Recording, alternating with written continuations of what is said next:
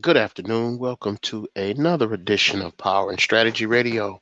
I am your gracious host, Tony Maceo, and I'm coming to you live and direct from YouTube. I had gotten several requests to do this. I had put up a poll recently to ask people what kind of material they wanted me to give.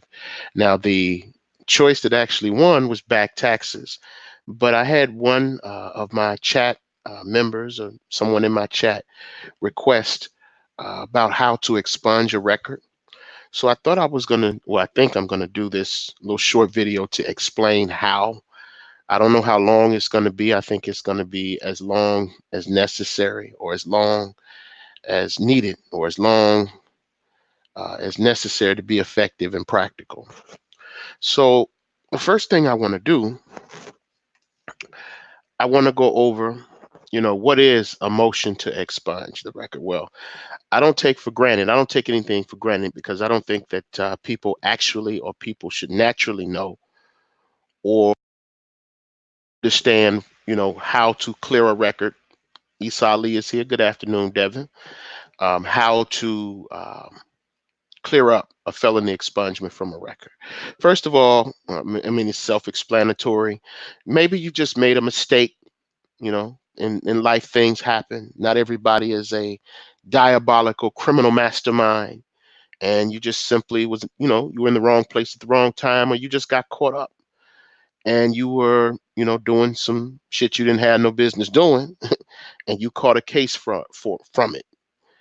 So what I wanted to do is to go over for those cats that have just simply got caught up in the system and they made a mistake, and just go over some basic information, some basic practical things they can use to clear their record, uh, to clear their criminal records of felonies.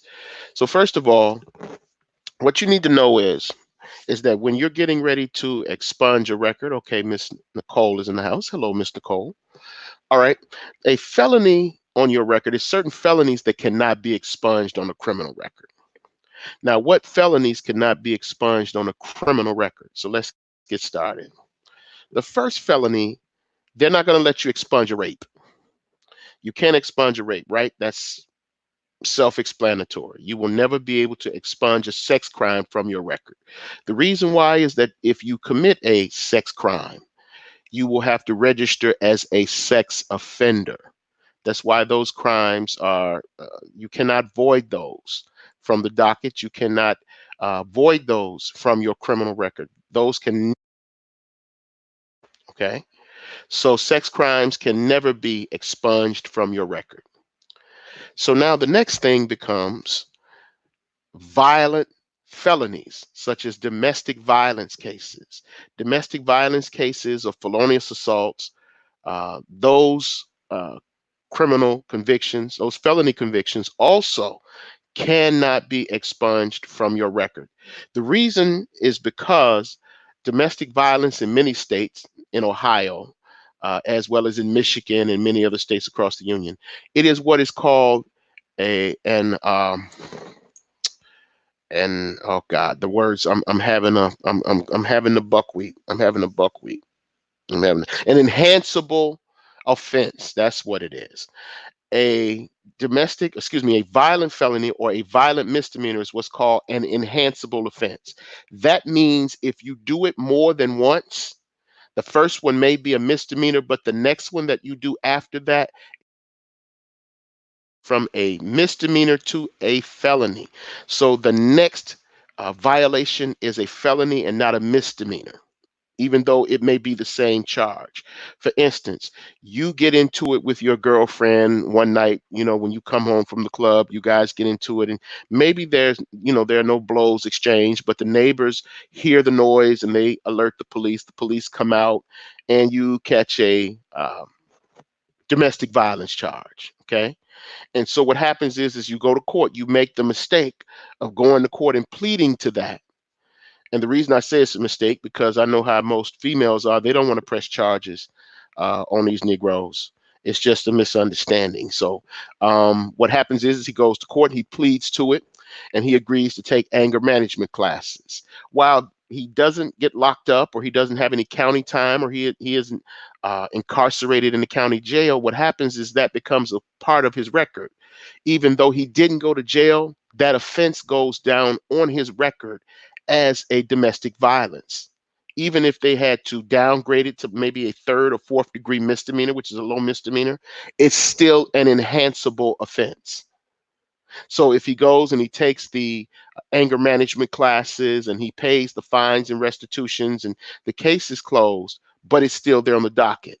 So that means that the next time he does commit a domestic violence, so the next time he gets into an altercation with his girlfriend, or she gets into an altercation with her boyfriend, what happens now is that instead of a misdemeanor, he's now charged, or it's now charged as a felony. You guys get that? So it's the same offense, no blows thrown, but is instantly a felony because it is what is known as an enhanceable offense, meaning if you do it more than once, the level and the severity of the penalty increases. So domestic violences can never be expunged from your record. Uh, Rapes or sex crimes can never be expunged from your record. And some high level drug crimes can never be expunged from your record. So that needs to be known as well. Okay. And each state or each jurisdiction will have its list of offenses in addition to what I've just explained, but they will not allow you to expunge from your record. You have to check your local jurisdiction. So without further ado, let's go ahead and get into this. The first thing you need to do if you're seeking to expunge your record of a felony, and it doesn't fall into any of the classes that I just explained to you, what you have to do is to file something called a precipice or a motion. Some states use precipes, some states use motions. Well, what is a precipice, Tony? What is a precipice? A precipice is a writ asking the court to take some specific action. It's a writ asking the court to take some specific action that you are allotted or allowed as a right under the law. Okay? A motion is essentially the same thing as a precipice.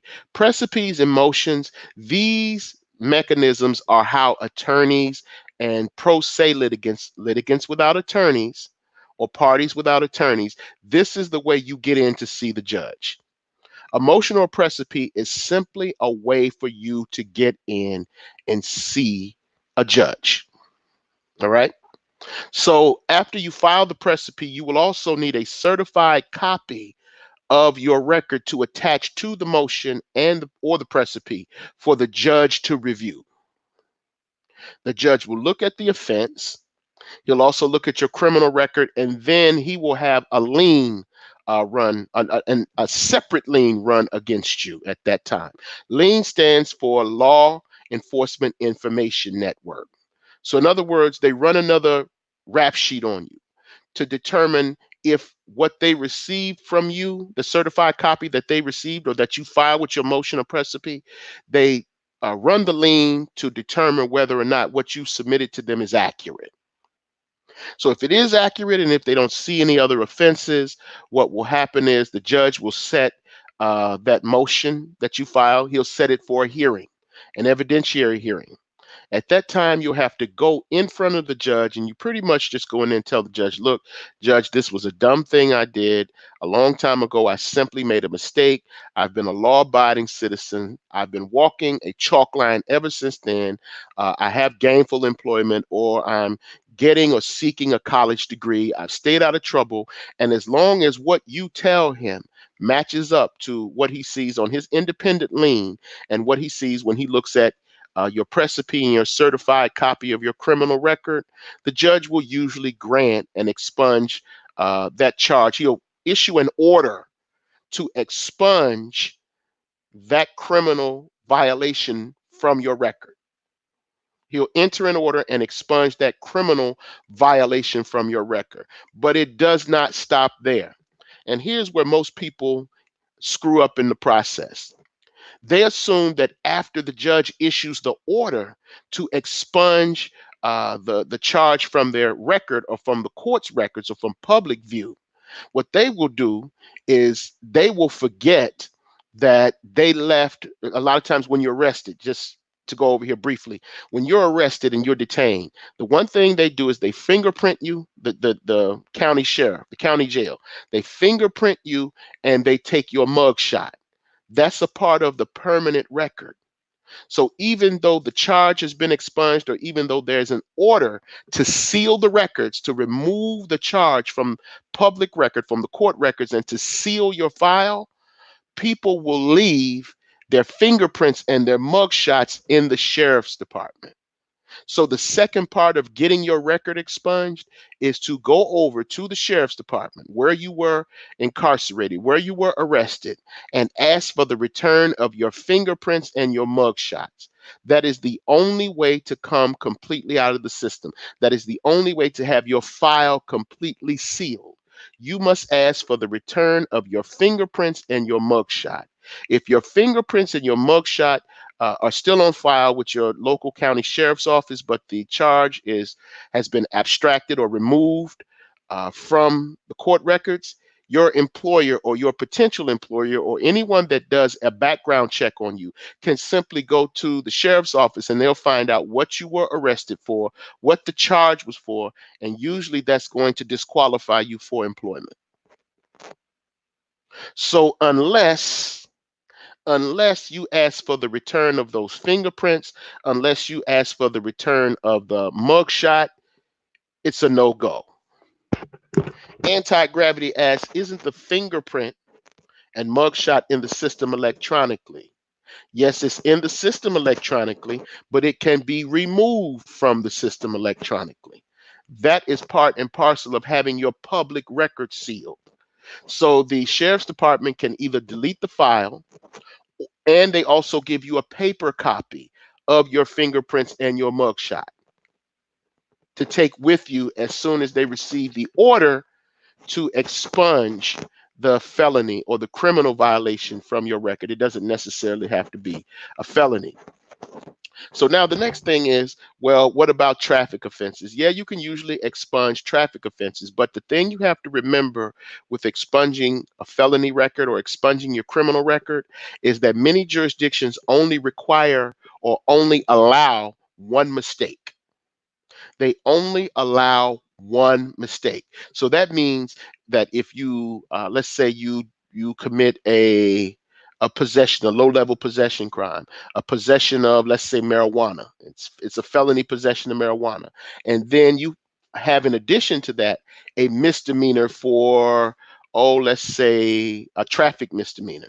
Many jurisdictions will disqualify you from being able to expunge that felony because you have the accompanying misdemeanor. A lot of states require for you to have next to a clean record in order for the expungement to go through. So if you have a felony followed by or accompanied with a misdemeanor, that's going to instantly disqualify you for expungement and to have your record sealed. Okay? So anti-gravity says, and I didn't hear the first part, DUIs don't get expunged because they're enhanceable. No, those were domestic violence offenses. Those were domestic violence offenses that don't get expunged. Now, in some jurisdictions, DUIs don't get expunged. Michigan will not expunge DUIs. Michigan and Ohio will not expunge DUIs. Louisiana, well, you can expunge a DUI in the state of Louisiana. You can expunge a DUI in the state of Arkansas. You can expunge a DUI in the state of Mississippi. You have to check whatever your local statute is with respect to expunging your record. An expungement of a record, the sealing of your public record, is statutory. It's governed and controlled by state statute. It's codified. Okay, so you'll have to check that statute to determine whether or not that offense can be expunged from your record. But the thing is that you cannot have, again, you cannot have an accompanying charge in many jurisdictions with the offending felony or the misdemeanor that you're seeking to expunge. So with that being said, I'll take some questions from the chat. because this was really a very, very short podcast. And I think it's going for about 14 minutes long. So if anybody has any questions about anything else, please feel free to ask. So I'm going to go through the chat here. Let me see. Uh, let's see. I thought I saw a question here. Give me one moment. Uh, Jutland Capital says, Mr. Maceo, good day, Vancouver guy here. It seems that it is an offense involving a female that is not possible to expunge. Interesting. Yes, it is. It is because the state doesn't get off on expunging violence against women. They don't get off on expunging crimes of violence against women and violence against children. So, yes, those will be unexpungible or inexpungible. Absolutely. So, let's see what the next question is. Uh, King of 75. Okay, I'm not gonna do any 75 stuff today. Uh, 37 people here. I can live with that. It's not a big deal. This is information. I don't really expect Negroes to come and get anything or get any type of information that will benefit them anyway, because we all know that niggas like fuckery.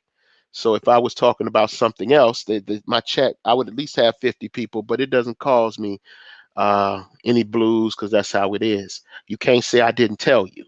You cannot say I didn't tell you. Let's see. Walt John said, Miss V, this side of YouTube is a very niche market. All those dudes in O'Shea's chat room, most of them want to fuck more bitches. Okay. Anti-Gravity says, good info, Tony. Some local black organizations should be working on helping brothers get their records exchanged. Most of those and most of these services you guys can actually get for free. That's another thing. Most of these services you can get according to your income through your local legal aid associations. You guys should check the legal aid offices in your district. They offer these services for free if you financially qualify. So take advantage. Go take advantage. Some of you are already lying on your taxes anyway. Some of you are already lying because you have children. You're lying so that they qualify for free lunch. You might as well lie to go get your record clean. So check into legal aid and see if they can be of some assistance. Tony Snow says, what's the best way to find somewhere decent to live with a felony? Should I just save up and buy a house because no one will rent to me? That's a good question. That is a good question. That's a good question. Well, something like that, you're probably going to have to buy a house, but there are some places that will rent to you. A lot of them, you're going to have to roll the dice. I'm going to tell you, most of them are going to be slumlords. I'm going to keep it 100 with you. Most of them are going to be slumlords. Yeah, they don't care. They just want the money. There are some income based apartments that will rent to you. You just have to disclose the fact that you've had a felony.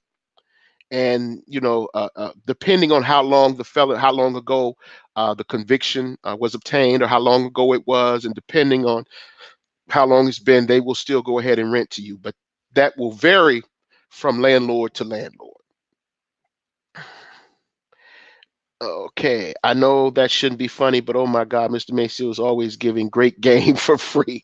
They should be running here for something that matters. Well, niggas will be niggas. Niggas love niggadry. So that again no longer causes me any pain or discomfort. Do you know any organization that helps with justice reform? Now you're talking about the state level.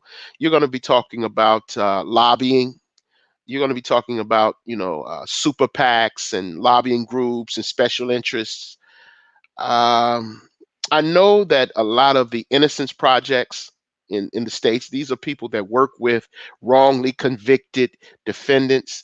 They're always advocating for criminal justice reform. So you can probably go and talk to them. That's another thing. A lot of law schools in states also offer these clinics where they help people that are indigent. As far as getting their record expunged, basic legal services, landlord tenant law, what are some other? Debt-based, consumer debt-based law, as well as bankruptcy, as well as determination for disability benefits. Don't act like y'all don't know about them SSI checks. Y'all know what that is. A lot of them will work with you as far as getting your social security benefits. A lot of them will work with you as far as any administrative law concerns. That means disability, excuse me, not disability, unemployment, pensions, workers' compensation, and the like. So check the law schools in your community and check your legal aid offices. They'll be of good assistance to you.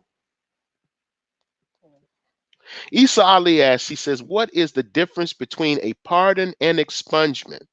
A pardon is saying essentially they're forgiving you for the crime. Okay. They're forgiving you for the crime, but it's still on your record. An expungement, they forgive you for the crime, but they erase it from your criminal record. That's the difference.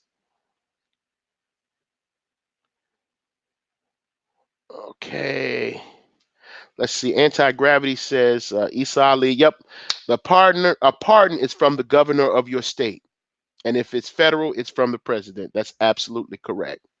But again, the charge is still on your record, even though you've been pardoned. Expungement, it removes the charge from the view of the public. It takes it out of the court record and seals it. Now, the prosecutor, they generally keep that file in the basement of the courthouse. It will go into storage. They have a storage for files of litigants or parties that have asked or requested the court for an expungement. So it doesn't go away. The record is just sealed. Now, if you commit another violent offense or another horrible or horrific offense, they can go down and open those files. So it's not closed forever and ever. Amen. If you commit some heinous offense, they can reopen your file and they will reinstate that charge on the record against you. So you need to know that as well. So if you get your record expunged, you need to keep your nose clean and stay out of trouble. All right. So any other questions here?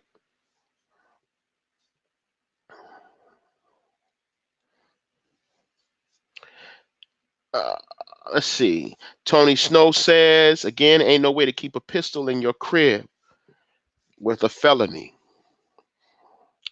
Well, yes, if you have a felony, a pistol in your crib is another criminal case. It's called felon in possession. Okay, you cannot get your weapon back, or you cannot hold a weapon or have a weapon until your restitutions are paid and until your case is closed. And in a lot of instances, you have to petition. You have to petition the court for the ability to be able to carry or bear arms, as it would be, in order to be able to obtain a firearm. You will have to petition the court after you've paid your restitutions and you're off probation.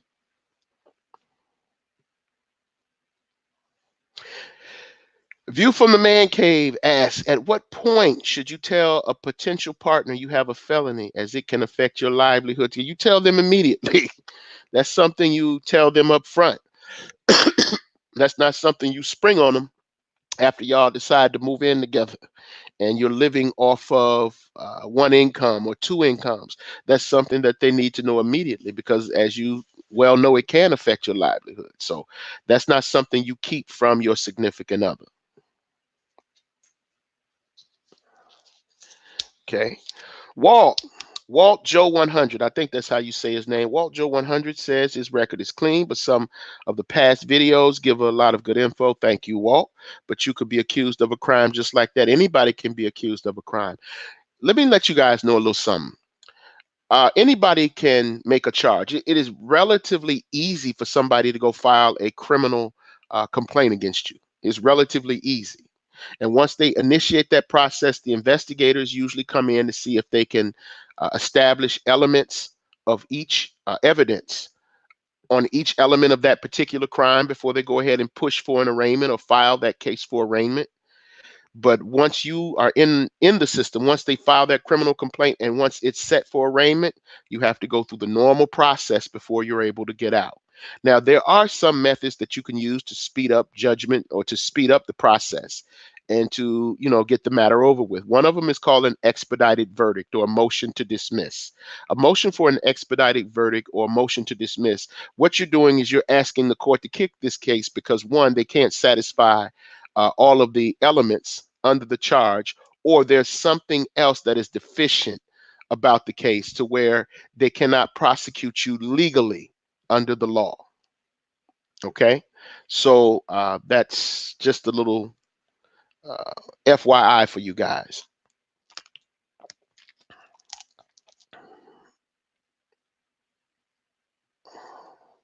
Walt says, what about court martials from the military? Some people I know have court martials. That is solved strictly within a military tribunal or jurisdiction. You'll have to consult your local JAG office, and they'll be able to tell you what you're able to do. I don't even believe you can have a charge expunged through court martials or non-judicial punishment. Last I checked, those things were non expungible or inexpungible. So I don't even think you can get court martials removed from your military record. Once it's there, it's there. Now, what you can do, what you can do is that if you have had, like, let's say, a bad conduct discharge or a general discharge, or if the charge affected the nature of your discharge, you can petition the military in Maryland or in DC, excuse me, to upgrade your discharge, but the violation will still stand. They'll just upgrade your discharge from a bad conduct discharge to a general discharge or an honorable discharge or general under honorable conditions discharge. So you can't get the charge removed, you can just get the discharge upgraded.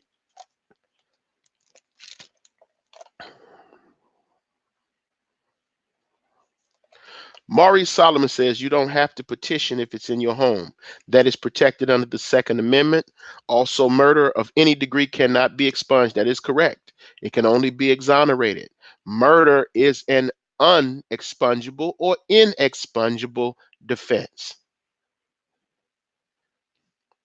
Is getting tickets part of your record? It's part of your traffic record, but usually most employers are looking for misdemeanors and felonies. They're looking for criminal misdemeanors and felonies.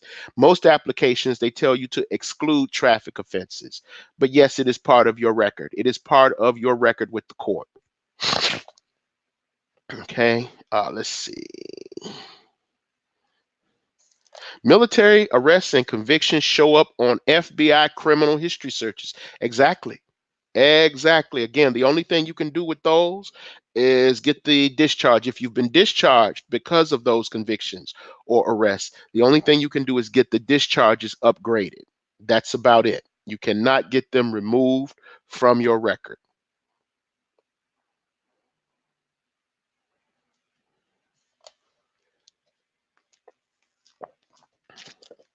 All right, with 30 people in the chat, are there any more questions? We can go over any other questions you guys have, any other questions about any other topics that I posted on the poll. So if you guys got the questions, please don't be afraid to ask them. Let's see. Employers look for convictions more so than arrests. Yes. But I also think it depends on what the arrests are. If you've been arrested for rape or if you've been arrested for a violent offense, even though you've been exonerated, it still can affect their decision whether or not to hire you. So if it's been dismissed, I would suggest you get it expunged and not leave it there because it's still a part of the court record.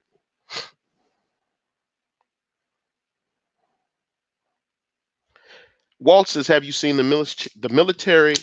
Have you seen the discharge upgrade rate? It's very low. Yes, I've seen it. Yes, I've seen it. But that's the only shot you got. That's the only shot you got. I think that's called Slim and None, and Slim just left the building. But nevertheless, that's the only process you have. Okay. Miss Nicole Michelle says, what level steps does a woman take to kick out a Dusty? How long does that process take? Soon as he leaves, change the locks and put his shit out on the front steps. That's how you do it. That's how you do it. Soon as he leaves, you change the locks and put his shit out on the front steps so he can't get back in. And if he knocks on the door and beats too loud, you call the police and have him picked up. Now, I'd be called a simp for that because they're going to say, oh, you calling the police on a black man. Yes, some of you niggas need the police called on y'all. All of y'all ain't right. This narrative about, these women just doing y'all wrong. Some of y'all niggas are just foul, okay? Some of y'all niggas are just foul. It ain't always the woman. It's you niggas too. All right. It says, can you elaborate on the petition protected by the Second Amendment in your home? What exactly do you mean? What he's saying is that the right to bear arms is a Second Amendment right. But even with that Second Amendment in Michigan, you can still be arrested if you are still on papers. The Second Amendment does not protect you to bear arms if you are under the jurisdiction or under the custody of the state. That includes probation. So you'll have to watch that. Walt Joe 100 says in VA, if he's got mail there, you can't do that. I wouldn't know that. Okay, let's see what we got here. Lloyd Davis says here in California, after 10 years, you good. Well, that's possible. Maybe. Okay. It said, Walt says, Miss V, OJ was in jail for like 9 months. OJ was in jail for longer than 9 months. Are you guys talking about the murder, or are you talking about when he took some other people there and stole his own shit back? I thought that was bullshit. He went and took his own shit that somebody stole from him, and he went to jail for that. That was purely vindictive. They were being vindictive because he got off on the murder charge. There's no way that man should have been convicted for taking his own shit back that someone stole from him. But I digress. Moving on. Uh-oh. Wait a minute. I got one here from View from the Man Cave. He says, how does non-domestic offenses affect custody disputes with your children? Well, each state has what's called a best interest of the child standard, and they look at your background. It's like a 12-point criteria or 10 to 12-point criteria that they establish to determine whether or not, or what is in the best interest of the child, which custodial parent is in the best interest of the child as far as where the child is going to live. And so non-domestic offenses, your criminal background is very important as to determine whether or not you possess the requisite patience or the requisite environment, the proper environment for a child to live in. So yes, they go by that as well. All right. Inner Beauty TV says, if you're behind on rent, can they just kick you out? How long does that process take for them to force you out? Can you go to court and require more time to pay back rent? There are two answers here. There's a politically correct answer, and then there's the real answer. The politically correct answer is it depends. The real answer is hell no. Most judges are pro landlord. The fact of the matter is that if you owe the money, they want you to pay it flat out. Now, are there some things you can do? Are there some things you can do? If it's a situation to where the premises that you're inhabiting is just messed up. There are holes in the wall, the plumbing is bad, it's leaking, and so forth and so on. What you can do is to send a notice to make repairs. You will let your landlord know that he has X amount of days or X amount of time to make those repairs. And until that time, the rent will be in escrow with the courts. So you will go to the courts, and they have the paperwork there where you fill out and you deposit with the court in escrow your rental fee. And that protects you from being thrown out. That protects you from eviction.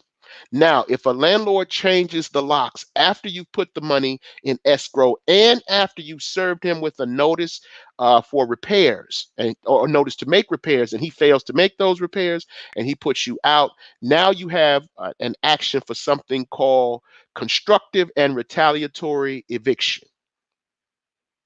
Constructive eviction means when someone makes a premises so inhabitable so that you can't stay there, such as changing the locks. That is constructive eviction. Retaliatory eviction is when they retaliate against you by evicting you for taking advantage or availing yourself of some right to protect yourself as a tenant. The law does not frown upon a landlord who's trying to be petty. In both of those actions, the landlord can be subjected to something called treble damages. Treble damages means the amount that is 3 times what your out-of-pocket cost is.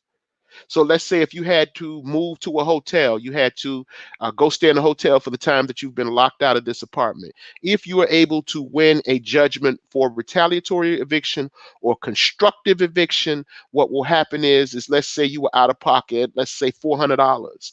The court by statute can give you a judgment of $1,200, which is 3 times your out of pocket expense. That would be your damages and your remedies under the law. So as far as requesting more time, usually that's done between the lawyers. When you go and see that judge, it's boots on deck. It's either shit or get off the pot. So if you do not have the money at that time, that judge is going to stroke that order, and you're going to have to get up out of there. They're going to eventually have a deputy to come and serve the papers to have you evicted from the property. So judges don't like to give extensions. The attorneys can work out extensions, but the judge generally doesn't like to give extensions in landlord-tenant matters. Okay, anti-gravity says if you take a child away from your ex-spouse and leave the country with them, is there a statute of limitations for it? The statute of limitations will vary according to your jurisdiction. Some statute of limitations is 7 years, some is 10. I've seen some that are 4. So it just depends on where you are. There's nothing across the board. Now, there is a federal violation called the Mann Act when you kidnap someone and take them across state lines. So usually that's for women that have been abducted, and taken across state lines. The Mann Act, that's a federal charge. I don't know what the what the statute of limitations are for that, but that is a federal offense. So you have to consult your local jurisdiction again. Okay. It says, Miss Nicole says, can you expunge arrest record, and can you keep people from seeing what charges you were convicted for? That entails the whole process that I just explained. Filing the precipice, filing a copy of your certified criminal record, having the judge run the lien. Once the judge issues the order to remove the charge from the court records, you then have to go down to the county sheriff's office and remove your fingerprints and your mugshot, and that will complete the expungement process. At that point, your records are sealed. No one can see it online, and no one can see it if they were to go to the court in person and request it. So it's completely out of the system unless you commit another more heinous offense.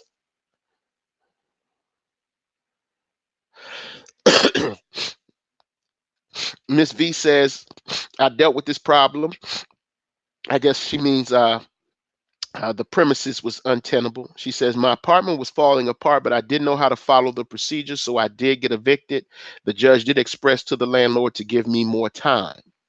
Okay, what the procedure is to serve upon your landlord a notice to make repairs. You usually give him a general period to do it. Some do 7 days, some do 30, whatever the case may be. And if he doesn't make those repairs before that rent is due, you have to go to the court and put that money in escrow immediately.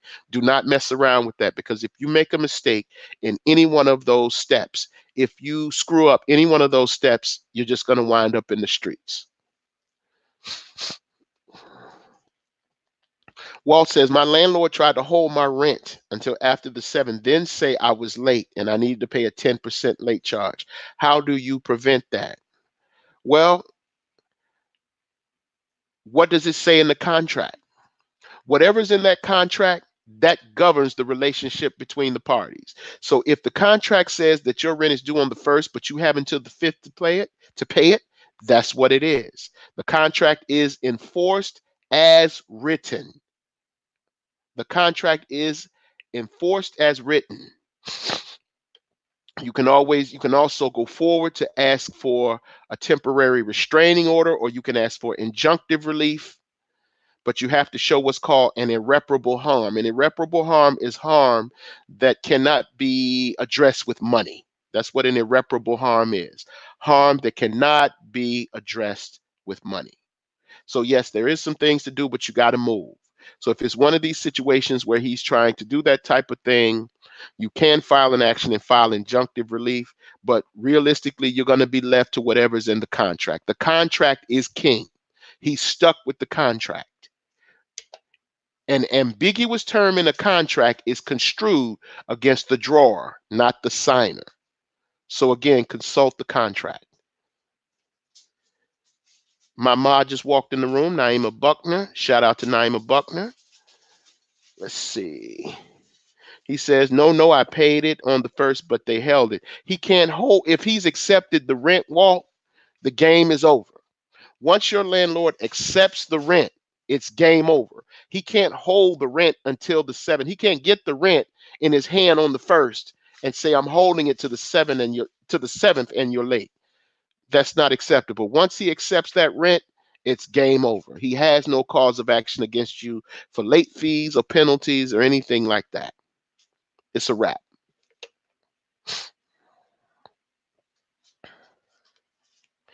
Does violation of probation default your request for expungement, i.e. a warrant? Yes, it does.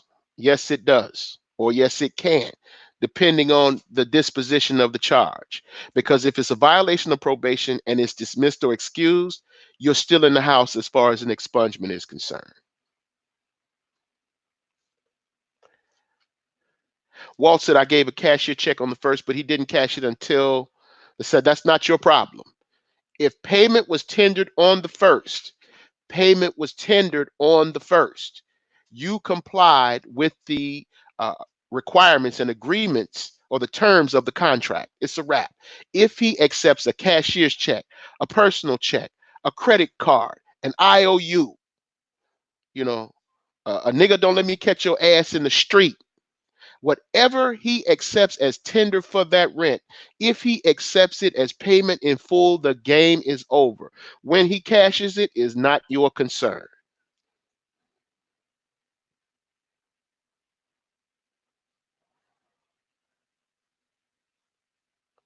Let's see. I'm up to 42 people now. Well, 42. Are there any more questions in the house?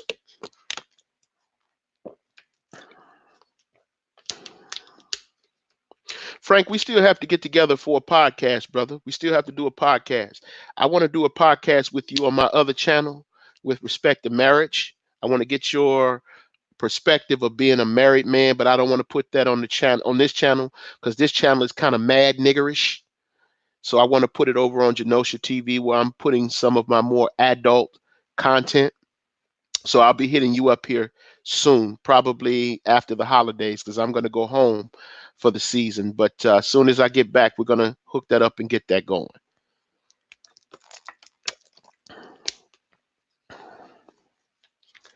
All right.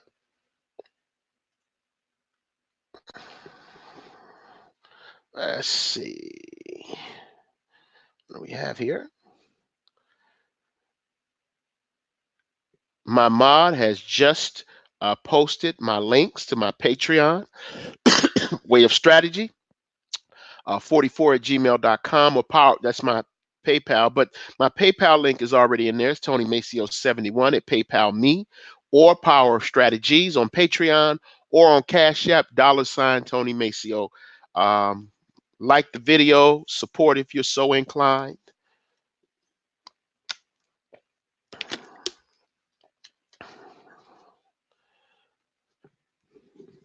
You guys got to have more questions. If you guys don't have any more questions, I'm going to shut this joint down. What's going on, AD?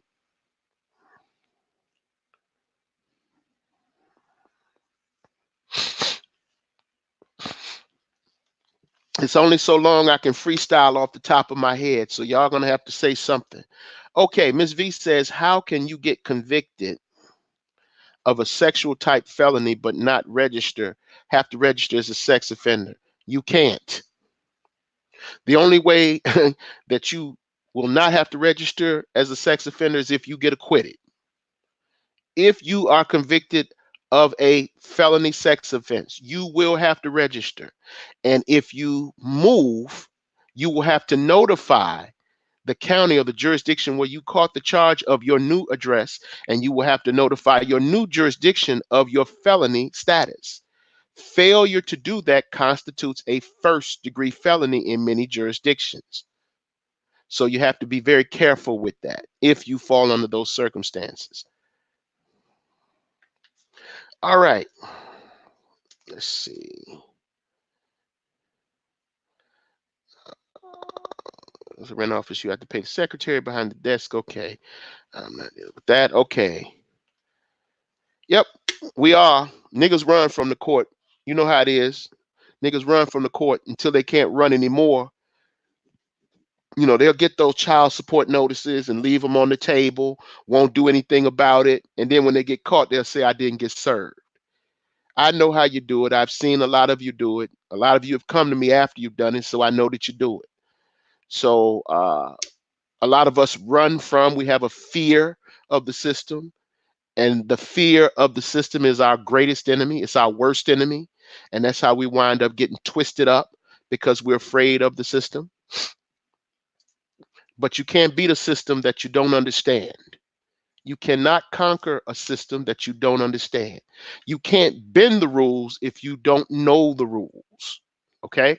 So it is very important that you guys educate yourself. I didn't say go out there and try to be lawyers. I said you need to educate yourself about your rights under the law. And again, you can consult your local law school who have law clinics with practicing attorneys as well as student assistants to give you quality legal services for free or at low cost. So start looking at the law schools in your jurisdiction as far as getting informed and getting this type of help instead of running and letting the system screw you over. This question here says, would it be better to have a lawyer's address expungement in court? Would it be better to have a lawyer address expungement in court, or can you file the motion on your own? Okay, I understand what you're saying. You can file the motion pro se. You can file the motion pro se. It's actually relatively easy because once you file the precipice or the motion and then attach a copy of your record with it, you'll just have to go in front of the judge and explain, what you've been doing since you obtained that conviction or since you got convicted. So if you can convince the judge that you've been staying out of trouble and that you're doing well otherwise, they'll usually grant you the expungement. So you don't necessarily, this is one of those cases where you don't necessarily have to have an attorney. That's something you can do on your own. But if you don't know what you're doing, then you should get an attorney. And if you need one and can't afford one, again, consult your local law school legal clinics or the legal aid of your jurisdiction or the legal aid in your city or your county or your state. They will be more than happy to assist you with this process as long as you qualify financially. AD says in New Jersey, parolees and probationers are allowed to vote now, affects 80,000 people. Yeah, that's another thing. That's another thing. Getting your voting rights restored after you complete your sentence. You will have to petition or apply to the court or apply for the restoration of your voting rights for those courts or for those states that allow you to vote after you've been convicted of a felony. You have to, again, check your local state statutes. Again, check legal aid or your local law school clinics for that information. Isa Ali says, can you do a podcast about how not to fear the system? All right, I can, and I'm probably going to go into that right now, as a matter of fact. So first I have to ask the question, what are you afraid of? That's my question. If you want to know how not to fear the system, first you have to answer the question, what is it that you're afraid of? What is it that you fear? Do you fear being locked up? Do you fear losing money? What is it that you're afraid of? What is it that you're afraid of? Because when you go into a court of law, it's either going to cost you some time or some money. It's either going to cost you some time or some money. You have to go in there with the understanding that you want to take advantage of and protect yourself and avail yourself of every right that you are allotted as a citizen of that jurisdiction. You have to go in there with an approach that says that I'm going to protect myself. First, you have to educate yourself. Once you learn how the system works, you'll see that it wasn't as frightening as you believed it was. So I would say that the first thing that is important in that process is education, learning how the system works. Once you learn how the system works, you'll no longer be afraid of it. Some dudes will get child support cases and run from child support cases. A lot of dudes don't know to this date that they can have the mother audited. They don't know that they can have the custodial parent audited for the expenses that they're paying under a court order or paying voluntarily. A lot of dudes don't even know that. They just take off and start running and they get warrants over and over and over and over again, and they're in and out of jail. It's costing them all amounts of money, all types of exorbitant amounts of money, when all they had to do is just either one, answer the pleading when she filed it, or two, audit what she's spending the money on, right? That's what 50 Cent did. 50 Cent did that with his baby mama when she attempted to increase her child support obligation. She's still upset with him to this day about that. I think he was giving her about $6,000 a month, and she wanted it raised or increased to 10. And the judge had her to explain or show what she was doing with the money, and she couldn't demonstrate a genuine need. And so he not only denied the order to increase the support, he actually reduced 50 support obligation. So you guys have to know how the system works. You have to understand this. You have to educate yourself on the system. And then you won't be frightened of how it functions. Walt says, what if a landlord is extremely excessive with withholding the security deposit? Try to keep a month's rent, etc. I took pictures when I moved out of my last place. Again, that's statutory. Landlord tenant law is statutory. The state statute will tell you where your security deposit is kept. Your landlord must give you a notice to let you know where your security deposit is, which bank it's in, the address of the bank, the amount that's in the bank, which is the amount of your security deposit, and whether or not there are any charges that he intends to set that security deposit off against. Now, you must give him a written demand for the return of that security deposit before he's obligated to give it back to you. And he has to actually substantiate and prove those charges. So if you owe him rent, then a portion of that security deposit is going to go towards the rent or any unpaid bills that you owe him uh, while you were on that premises. Okay? So that is statutory. If you're talking about the return of the security deposit, that is statutory. You're supposed to know where that money is, the location of the bank, the name of the bank, and the amount, as well as any charges that the landlord is going to claim against as a set off against that amount.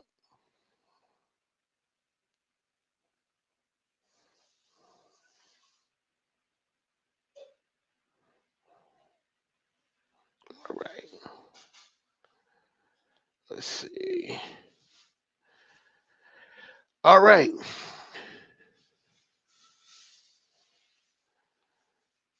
Ms. V says, my ex-husband and I had a mediator for child support.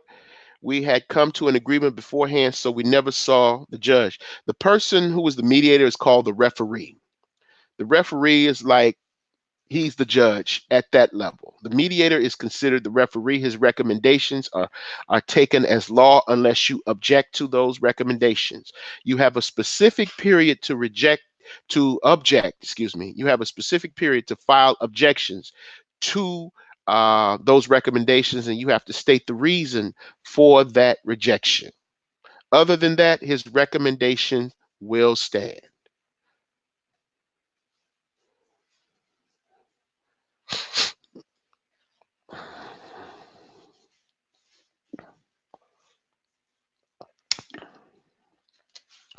All right, with 37 people at 54 minutes and I'm sorry, 6, 7, 8 seconds. Are there any more questions? Are there any more questions?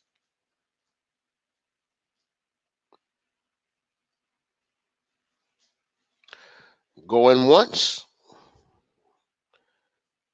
Okay. Flavor Doza Jane says, is it better to agree to a month-to-month lease or year considering the personal threats from a landlord? If you're having problems with your landlord, you never agree to a year lease. If your landlord is an asshole or is difficult to deal with, you don't want to be stuck in a contract with that guy. So I would say if he's difficult to deal with, a month-to-month lease is always better.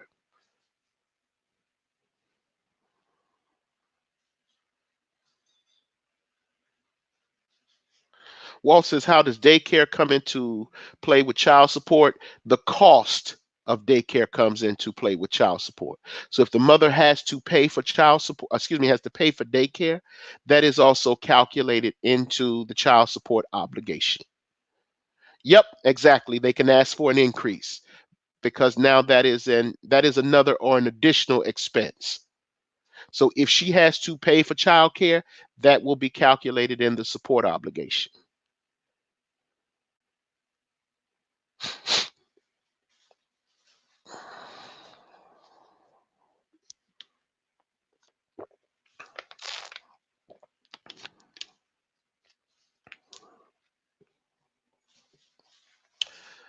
All right.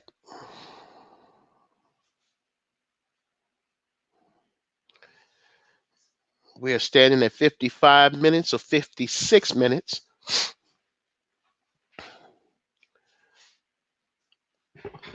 Are there any more questions on the floor? Are there any more questions on the floor? I'm still fighting this cold, so please bear with me. It's not as bad as it was, but I just have the sniffles. So, you know, you guys kind of pardon me for that.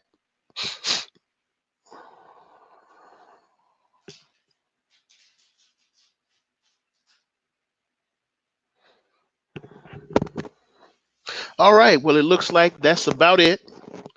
I'm about to wrap up here. And Walt said, okay, Walt says he pays pro rata.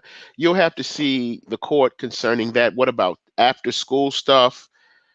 You'll have to consult with an attorney or consult with the referee who is over your child support case to determine exactly what is allowed and what is counted for, what is accounted for in the child support obligation. I'm not sure that after school activities are calculated. It's usually living expenses, things that are related to the upkeep, maintenance, and welfare of those children. So I'm not sure about after school expenses. I don't know of anyone that calculates after school expenses. If she goes and signs up for excessive after school stuff, again, you have to consult your jurisdiction and or consult an attorney or the referee over the case, because your case, whatever your support obligation is, they will contain, the support obligation contains how they came up with the amount. It'll tell you every expenditure, it'll tell you every number, everything down to the last penny as to how that support obligation was calculated. So you'll have to go and pull your support agreement, because that is what is controlling what you actually pay per month in child support. So again, go and consult your agreement, whatever that is, wherever that is. You can pull a copy of it by going to the court and asking for it. All you need is your name, and that agreement controls whatever the support amount is. Anti-Gravity says, what are your recommendations for putting a lawyer on retainer? Well, it depends. I mean, are you a criminal? Do you get in trouble? It depends on, are you expecting litigation? Are you doing a situation, or are you involved in a situation where you expect to be sued? You know, generally, I would advise my clients to at least go give an attorney $1,000. Now, I had this question put to me on Yusuf Watif's channel a couple of nights ago. And I advised, for guys that were out in the street selling drugs, I advised them to go give their lawyer at least $5,000, for him to put up as a retainer. Now, what happens is that when you give a lawyer money on retainer, that's before, or retaining him before there's an actual need to retain him, that lawyer must then put that money in what's called a trust account. He cannot spend that money until he has earned it. so that when you get in trouble and you're picked up and you're in jail, at that point you can call your lawyer, and you want your lawyer to do three things. You want your lawyer to file an appearance on your behalf, number one, file a motion for a bond reduction or any bail reduction that's assessed to you, number two, so you can get back out on the streets, and three, above all, you want him to answer that phone when you call. So that's what that money is for. One, to answer that phone call. Two, to file an appearance on your behalf. And three, to file a motion for a bond reduction on the other, should you need one. It's always good if you're in the streets, hustling. You always have two people on retainer. You have a bail agent and you have an attorney. Why most of these niggas don't do that, I'll never understand. But they'll call me and want a payment plan after the money has been taken. So nope, nope, nope. You got to have at least 7.5 to 8% of my money before I'll even answer your phone call. So if you're a person that is expecting litigation, I would advise you, or I would encourage you to go put a little money down uh, on that lawyer. But again, he has to hold that money. Now, should he spend that money without earning it, you have the option of filing something called a bar complaint against him if he does not return that money. Lawyers hate bar complaints. Filing a bar complaint is equivalent to calling the FBI, because they will come into his office, disrupt his operations, and they will go through his finances with a fine-tooth comb. Lawyers don't generally enjoy something like that. So that protects you from being railroaded should the lawyer be shady and decide to make off with your bread. Again, giving him 5K to hold in monthly payments, that's only if you're expecting litigation or you're expecting to be charged criminally. You have to take a common sense approach to something like that. Flavor Doza Jane says, would it be worth it to get renter's insurance on a month to month lease or period? You should always have rental insurance, always, flat out. Now, you may have a problem collecting on it because insurance companies hate paying claims, but that's another uh, matter. That's another discussion for another day. Walt says, yeah, I know my alimony and child support is calculated. Go pull the order and see how your alimony and your child support is calculated. That's what I'm asking you to do, or that's what you should be doing.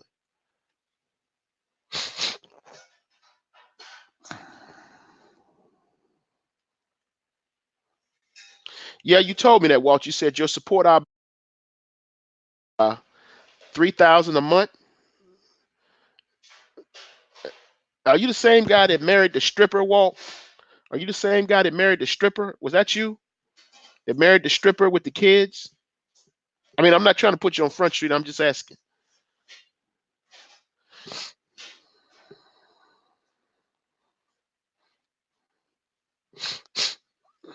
Because if anybody, I would say that you are a prime candidate to get your support obligation audited. I would say you should audit your support obligation on GP.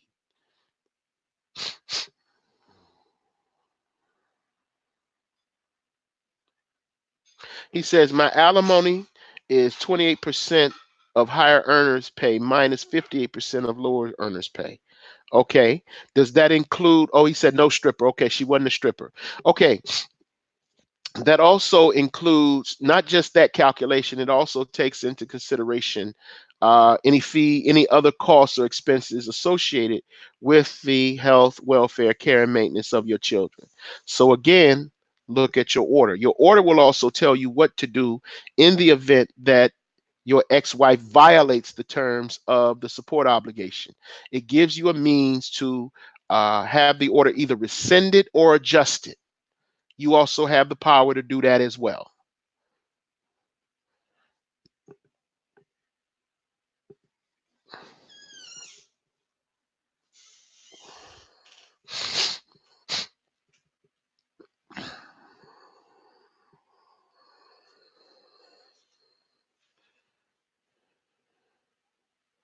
All right.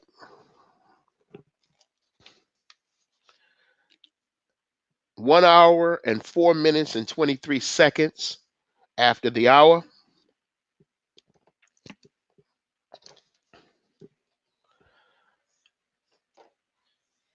He said, I got a single mom. I got a single mom of 2 pregnant, the second date. Okay, I'm not going to touch that. I'm not going to touch that. I'm not going to touch that at all. I'm not going to touch. Yeah, I remember. I'm sorry. I thought she was a stripper. I'm sorry. I thought she was a stripper. I'm not going to touch that. I'm not going to touch that. I'm not going to touch that.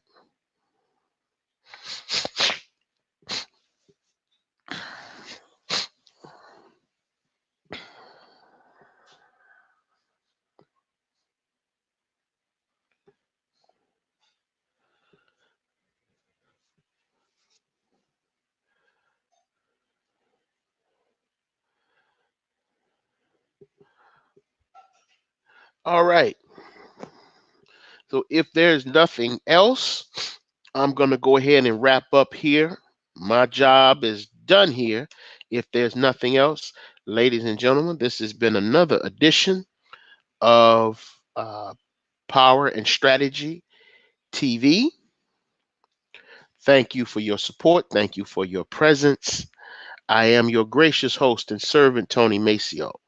Should you have any questions or any concerns, you can hit me up at wayofstrategy44@gmail.com. If you have any questions or suggestions about topics or anything that you wish to hear, it's wayofstrategy44@gmail.com. All right.